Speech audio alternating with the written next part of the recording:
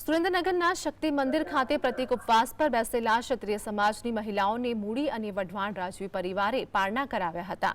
આ બહેનો છેલ્લા 7 દિવસથી ઉપવાસ પર ઉતરી હતી, ત્યારે આ મામલે મૂડી અને વઢવાણ રાજવી પરિવારે જણાવ્યું કે સંકલન સમિતિ જે નિર્ણય લેશે તેની સાથે ચાલીશું।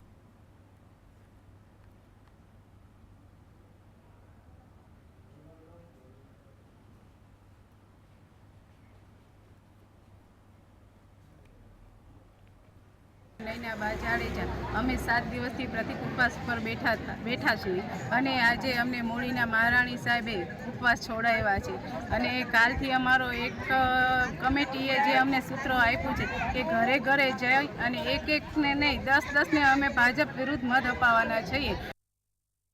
જે રૂપાલા સાહેબની ટિપ્પણી આવેલી છે એ ટિપ્પણીની વિરોધમાં જે નિર્ણય સંકલન સમિતિએ લીધો છે એ રીતે અમે 7 તારીખે બધા સમાજને ભેગા કરી અને બધાય સમાજ એકજૂટ થઈ અને વોટિંગ કરશું અને રૂપાલા સાહેબની પાર્ટીના વિરુદ્ધ વોટિંગ થશે।